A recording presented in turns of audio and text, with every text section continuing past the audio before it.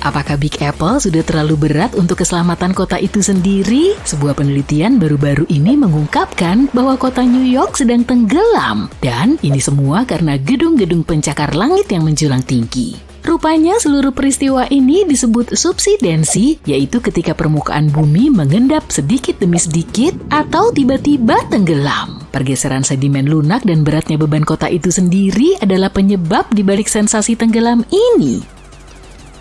Sekarang jangan terlalu khawatir, studi ini menemukan bahwa New York tenggelam dengan kecepatan 1-2 mm per tahun. Memang itu tidak terdengar banyak, tetapi ada beberapa bagian kota yang tenggelam lebih cepat dari itu. Situasi penurunan permukaan tanah ini dapat menimbulkan masalah bagi kota ini, terutama karena kota ini berada di dataran rendah dan dihuni oleh lebih dari 8 juta orang. Jadi sangat penting bagi pemerintah setempat untuk membuat beberapa strategi untuk mengatasi risiko banjir yang terus meningkat dan naiknya permukaan air laut. Meskipun begitu, aku tidak yakin membangun tembok laut raksasa adalah cara yang tepat. Kita mungkin perlu sedikit lebih kreatif daripada itu. Para ahli geologi ingin memastikan bahwa kita semua sadar membangun lebih banyak gedung tinggi di dekat pantai, sungai atau danau dapat berkontribusi terhadap risiko banjir di masa depan. Jadi kita harus berpikir 2 kali sebelum membangun gedung pencakar langit di mana-mana. Dalam penelitian terbaru, para ilmuwan menghitung massa total semua bangunan di New York City, lebih dari 1 juta bangunan dan jumlahnya mencapai 764 miliar kilogram. Sungguh beban yang sangat berat. Itu belum termasuk berat jalan, trotoar, jembatan, dan area beraspal lainnya. Jadi kamu bisa membayangkan betapa beratnya beban yang ditambahkan ke kota ini. Tapi bahkan dengan keterbatasan ini, para peneliti melakukan pekerjaan yang cukup baik dalam memperhitungkan geologi yang kompleks di bawah New York, termasuk pasir, lumpur, endapan tanah liat, dan batuan dasar yang bagus. Mereka menemukan bahwa jenis tanah tertentu seperti tanah liat dan timbunan buatan lebih rentan terhadap penurunan tanah. Di sisi lain, batuan dasar tetap kokoh dan membuat gedung-gedung pencakar langit itu tetap berada di tempatnya. Jadi setidaknya kita tidak perlu khawatir Empire State Building akan amblas dalam waktu dekat. Dengan membandingkan model canggih mereka dengan data satelit, para peneliti membuat peta kota yang menunjukkan di mana penurunan tanah terjadi. Dan coba tebak, meningkatnya urbanisasi dan semua pemompaan dan pengurasan air tanah hanya memperburuk keadaan. Sudah saatnya kita mulai melindungi sumber daya kita, kan? Aku nggak akan mulai mengemasi barang-barangku dulu. New York bukanlah satu-satunya kota yang tenggelam di luar sana. Jakarta, ibu kota Indonesia, juga menghadapi ancaman tenggelam yang serius. Bahkan sebagian wilayahnya bisa tenggelam pada tahun 2050. Ini seperti situasi Atlantis di dunia nyata. Lebih dari 30 juta orang di Jakarta sekarang sedang memutuskan apakah mereka harus merelokasi seluruh kota.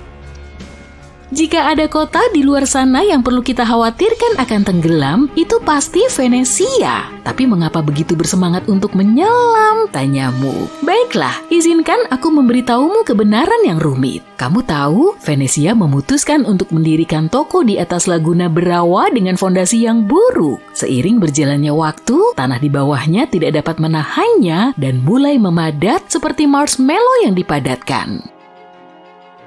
Selain itu, kota ini telah menyedot air tanah dengan masif dan hal yang paling menarik dari masalah ini adalah permukaan air laut yang perlahan-lahan naik.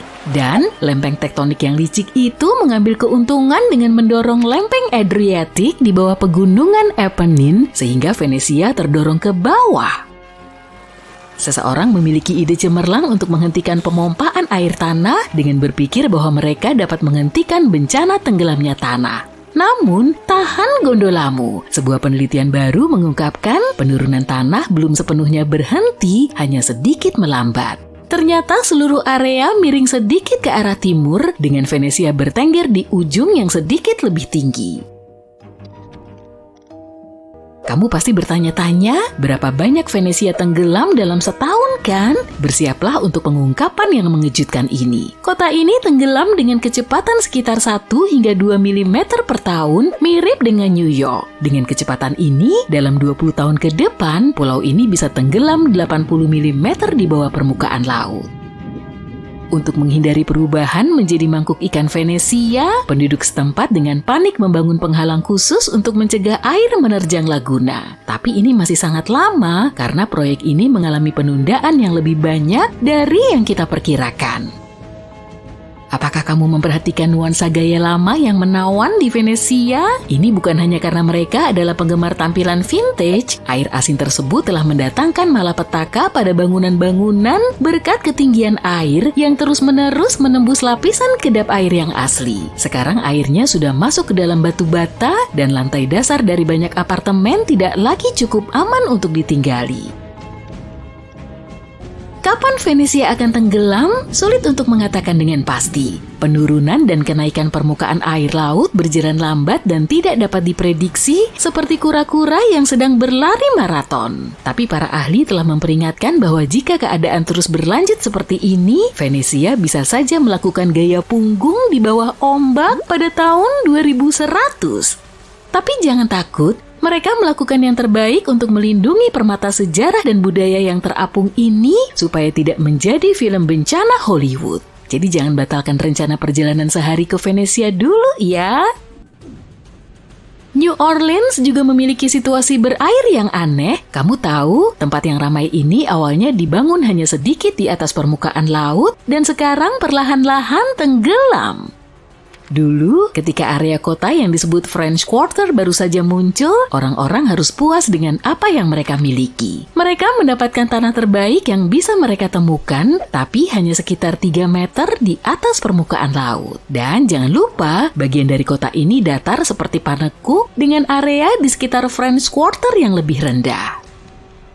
Sekarang meskipun mereka tahu bahwa mereka menghadapi rintangan yang tidak mudah, penduduk New Orleans yang cerdik melakukan yang terbaik untuk meninggikan rumah mereka di atas tanah yang rawan banjir yang mereka pilih sebagai tempat tinggal mereka. Masih ada lagi nih, tanah di bawah New Orleans goyah seperti sepiring jelo. Para arsitek harus menjaga agar bangunan tetap pendek karena mereka khawatir tanah tidak dapat menahan beban bangunan yang lebih tinggi. Mereka bermain aman dengan tetap berpegang pada 2 atau 2,5 lantai. Disinilah hal ini menjadi menarik. Kota ini memasang sistem drainase yang canggih pada tahun 1900-an dengan pemikiran bahwa hal ini akan menyelesaikan masalah air mereka. Meskipun sistem ini membantu mengatasi rawa-rawa, namun sistem ini secara tidak sengaja menyedot kehidupan dari tanah. Iya, tanah menjadi sangat kering tanpa sedimen dan air yang cukup untuk menjaganya tetap stabil. Akibatnya bekas rawa-rawa itu tenggelam seolah-olah mereka berada dalam kompetisi pasir hisap. Pada tahun 1930-an, keadaan menjadi semakin kacau. Sepertiga dari kota ini berada di bawah permukaan laut dan pada saat badai Katrina datang, jumlah tersebut meroket menjadi sekitar 50%. Oh, dan inilah bagian terpentingnya. Permukaan air laut memutuskan untuk bergabung dalam pesta tersebut naik lebih cepat dari balon helium. Jadi sekarang tidak hanya New Orleans yang tenggelam, tetapi daerah sekitarnya juga berada pada beberapa derajat di bawah permukaan laut. Apa yang bisa kita lakukan untuk mengatasi kota-kota yang tenggelam ini? Sebagai contoh, kita bisa mengelola konsumsi air kita dengan lebih baik. Kita tidak bisa terus menyedot air tanah dari bumi, seolah-olah tidak akan ada hari esok. Kita harus menemukan cara baru untuk memuaskan dahaga pusat-pusat kota kita. Pikirkanlah, kita dapat memurnikan air permukaan atau bahkan mengubah air laut yang asin menjadi larutan yang manis. Tentu saja, kita membutuhkan banyak energi untuk membuat semuanya berjalan dengan baik. Ngomong-ngomong tentang pengelolaan air perkotaan yang hebat, izinkan aku memberitahumu tentang sebuah kota di Denmark bernama Nai. Orang-orang di sana telah menemukan cara. Mereka mengumpulkan air hujan dan menggunakannya untuk memasok air toilet dan mesin cuci. Bicara tentang sumber daya, itulah yang kusebut dengan ide jenius.